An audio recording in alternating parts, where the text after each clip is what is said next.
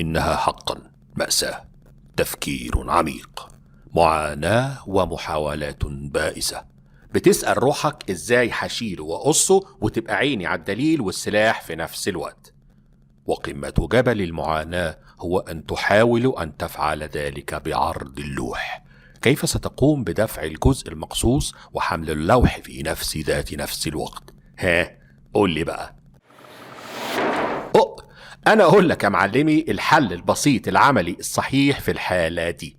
اعمل لنفسك واحد بلية بالشكل ده هيشيل عنك كل المعاناة والمأساة. ويلا بينا نبدأ مع بعضينا.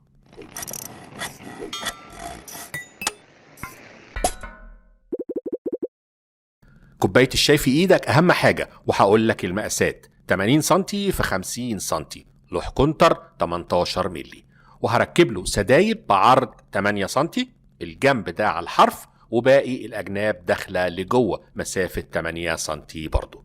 باستعمال الشنيور والمسامير والغيره هنقفل اول جزء من المسند بتاعنا.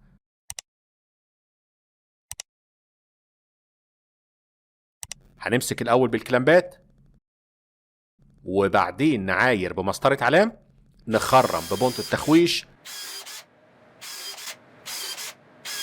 نركب المسامير، نشيل الكلامبات و و و و و و انتوا عارفين بقى، مش عايز اطول عليكم. تمام كده، قفلنا النص الفوقاني من بلية. بنفس الطريقة هنعمل النص التحتاني، بس ده بقى مقاسه اصغر، يعني بالظبط نفس مقاس التقفيلة اللي قفلناها من غير ال8 سنتي اللي سبناهم بره. بالشكل ده كده، الله ينور.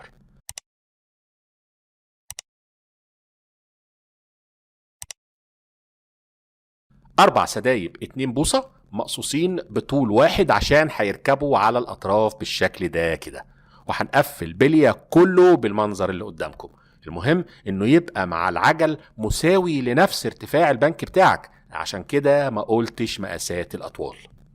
نفك بقى المفكوك ونبدأ نديها الغرة والمسامير عشان نمسكه كله في كله. وكل بقى اللي وصل للجزء ده من الفيديو يبقى بيعترف اننا نستاهل يشترك معانا في القناة لو كان مش مشترك. وما تنساش بقى تدعم اخواتك باللايك والشير عشان دايما نتقابل على خير.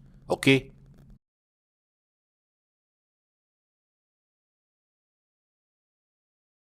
تمام كده، قفلناه وبنركب في العجل ثقوب تخويش،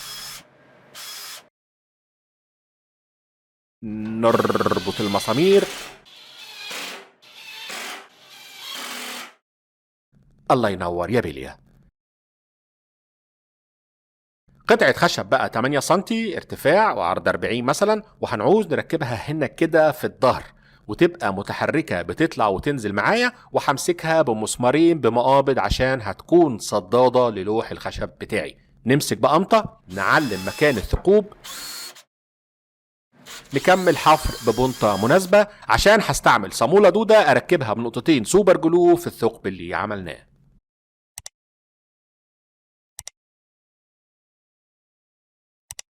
وزي ما انتم شايفين فتحت فتحتين في الخشبة عشان يتحركوا على المسمار طلوعا ونزولا.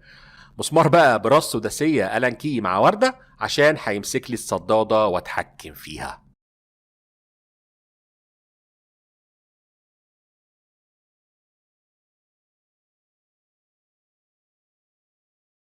الصدادة وهي نازلة مساوية لنفس سطح البلية، لكن لو فكيت المسامير سيكا بقدر ارفع الصدادة واقفل المسامير تاني، كده هيصد الخشب وانا بزقه. بعد كده هنقص قطعتين بالشكل ده كده، اي منظر يعني مش مشكلة، عشان هنركبها ونثبتها هنا بشوية غيرة وكام مسمار. سيخ بقى بورما مع كام صامولة وكام وردة وماسورة نص بوصة محملة عشان هركبهم هنا كده يكونوا مقبض او ايد احرك منها بلية واتحكم فيه بفترة.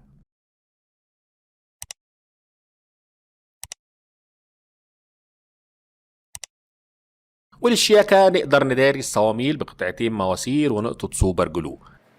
بعد ما غطيت فتحات رؤوس المسامير بشوية وود فيلر صنفرت بقى كويس، وبعدين نفخت بالبلور.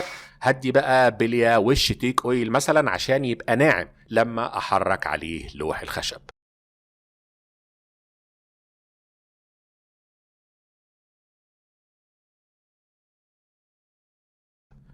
ممتاز يا بليا، بقيت أمور وبتتحرك بسهولة. وخليني أشرح لكم فوائده كلها. طبعا العجل بيخليه يلف في كل الاتجاهات بسهولة. المقبض عريض عشان أقدر أوجهه مكان ما أحب. الشفة دي أو الحرف ده معمول من 3 اتجاهات عشان أقدر أركب قمط وكلامبات أمسك بيهم اللوح لو احتجت، وازنقه أو أدقره في الصدادة الخلفية. كده أقدر أسحب اللوح، أصدره في الصدادة، أمسكه بالقمط، وأقدر بقى أتحرك بيه زي ما أنا عايز. عشان ساعة القص تبقى عيني بقى على الدليل والسلاح ومش شاغل بالي باللوح ووزنه. ولما أقرب بقى ببلية من الطاولة بفكه واكمل قص اللوح عادي جدا. واهم حاجة بقى القص اللي بعرض اللوح لانه الاصعب. برضه بريح اللوح على المساعد الجديد في الورشة بلية واتحرك عادي جدا. القص بقى لذيذ وممتع، ولم تعد هناك اي معاناة او مآسي. مش هوصيكم بقى على اللايك والشير، وان شاء الله نتقابل على خير. سلام عليكم.